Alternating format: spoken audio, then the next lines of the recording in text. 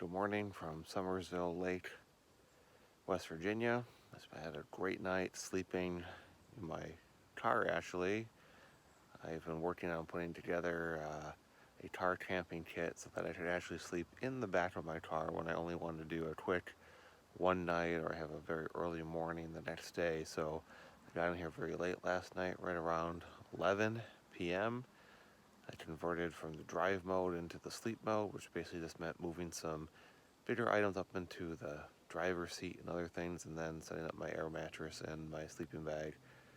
Here in Summersville, I'm halfway to where I want to be. In a few hours, we'll be in Pigeon Forge in Gatlinburg and then set up at Elkmont Campground in the Great Smoky Mountains. I'm super excited, but first, we're at one of my favorite places I discovered last year, Summersville Lake here in West Virginia. It was actually recommended to me from a local when I was staying at Beach Fort, and they said, make sure you check out Summersville Lake. Okay, great. Well, I did last year and it was awesome, and here I am again at Battle Run Campground made by the Army Corps of Engineers, and the views are incredible. I came down this trail over here, which leads right to the site that I had, and of course the beautiful view of this side of Summersville Lake, which just extends out in a network of things, which are all made here by the Army Corps of Engineers, and really, truly incredible. So I'm going to go ahead and finish getting packed up and then head on out here, and it's about a 5-hour drive today, a couple stops along the way before we get into Pigeon Forge and then Gatlinburg and ultimately the Great Smoky Mountains National Park, so I'll see you there. Okay, here's a little preview of the sleeping space I made for myself, so you can see where my mat would have been, which is that here in the orange, with my sleeping bed, which is actually a quilt that I had on top, and so that went the whole length. The backpack up there, right there, filled in the gap between the passenger seat being moved forward and where the back seats ended. And as you can see, there was plenty of room. I had some curtains up there, and I used a tension rod just went across the handholds up there. And I put up these lights that I got at Aldi's, which is great. I bought this reflective material called Reflectix from Home Depot. I fit those into the windows, and then I put window screens on there so I could keep the windows open at night and keep the bugs out. And I also use a little fan that I got at Aldi's as well too, which lasted throughout the night. So more than enough space. It was perfect for me. And my cooler is right there, and I have some things up in the front backpack, chair, some other odds and ends, but we're gonna go ahead and pack up this space and get ready to go.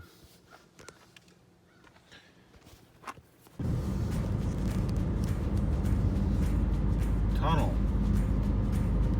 East River Mountain, sweet.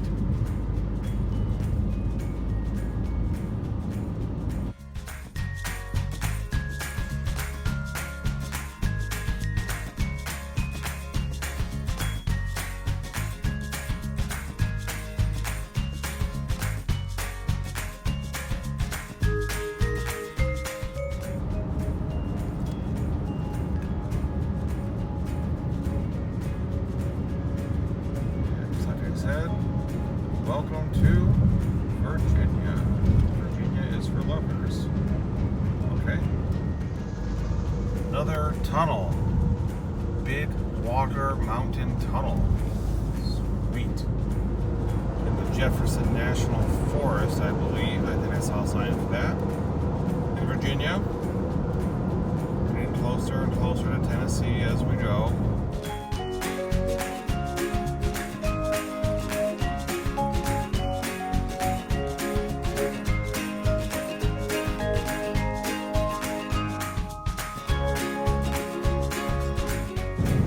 Welcome Center, 1 mile. We're almost there. And yes, we will be stopping at the Welcome Center. This has been a long time coming. Originally it was supposed to be last April. And there is the sign. You may not be able to see it yet, but I can. That says Tennessee welcomes you as I head over towards the visitor center, which is perfect because I want to get the Tennessee welcome shoe. The volunteer state. Awesome.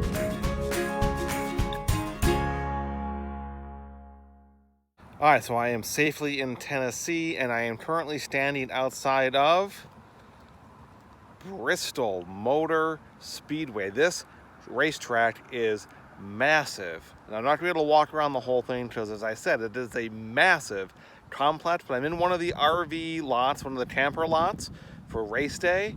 I saw the gate was open, drove down, got a great spot here. Got the Bristol right behind me there. Incredible. So we're going to take a quick look around the outside here at this awesome racetrack and then back on the road. Probably going to grab some lunch. Now it stretches all the way around, obviously.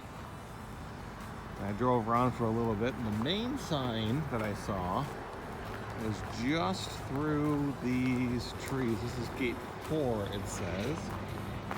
But I think the sign, well, it's through the trees there. I might be able to grab it as we keep walking, but this is pretty neat. The Rusty Wallace Tower, Bush's Baked Beans, Coca-Cola, a giant American flag, and yes, we will get it. There we go. Bristol Motor Speedway, and a big Bristol sign there as well too. Pretty cool. Guess I'll walk a little bit more.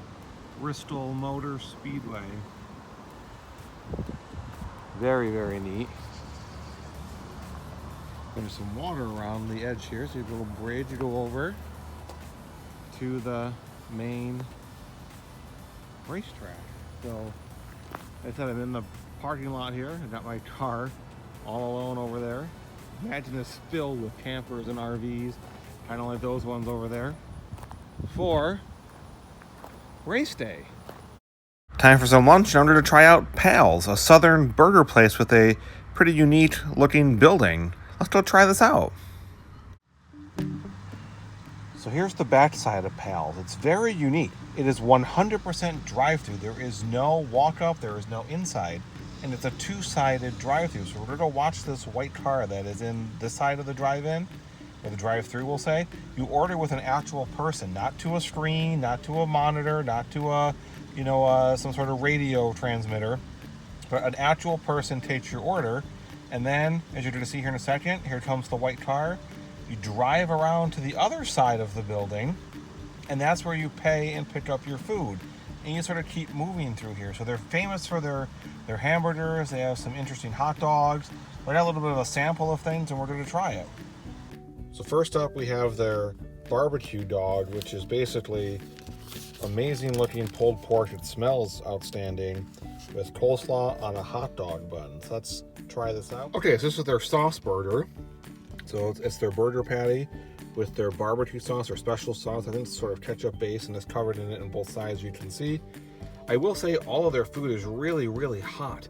So when it came out, I tried the hot dog, the barbecue dog, really hot. Didn't expect it to be as hot as it was. I had to take a quick drink, which I got something called Dr. Enough, which I guess is a local beverage of some sort, and it kind of is like a lemon lime sort of flavor with like a little sort of kick to it.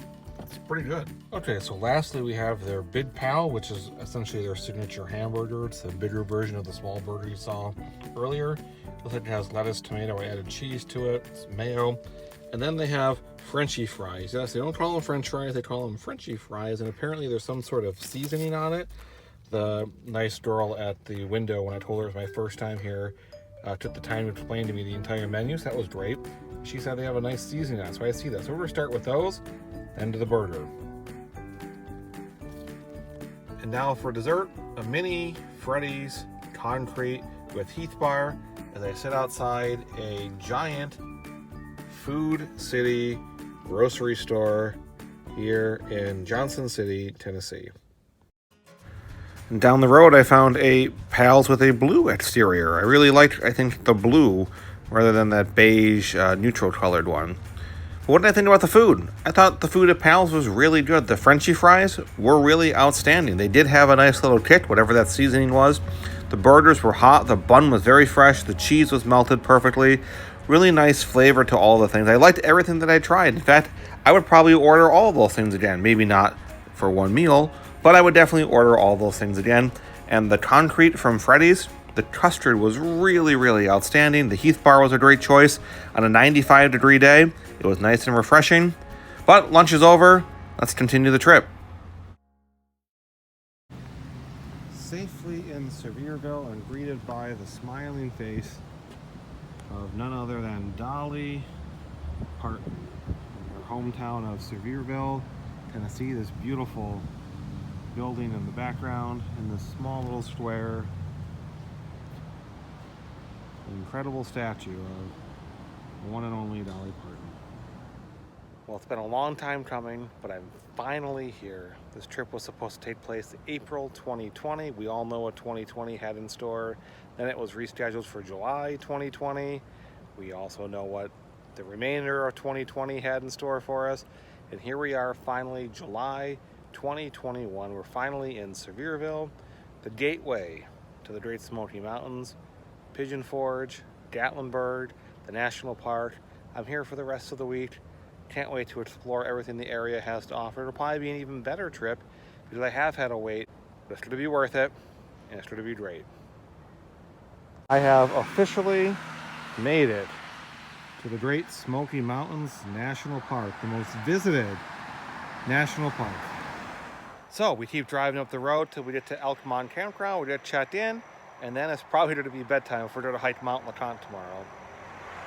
Here we are at our campsite. Oh my goodness. It is just absolutely incredible. This is one of the prime sites which I actually was able to switch into the day before I left, as I caught a cancellation at the last second and was able to change into this amazing riverfront campsite. Now what I gave up was perhaps a little bit more privacy in terms of trees, but I think what I gained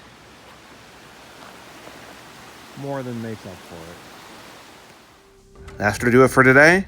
I'm finally here at Great Smoky Mountains National Park, but I need a good night's sleep if I'm going to tackle Mount LeConte, the third highest peak in the Smokies, tomorrow. See you on the mountain. I can't believe I'm finally here.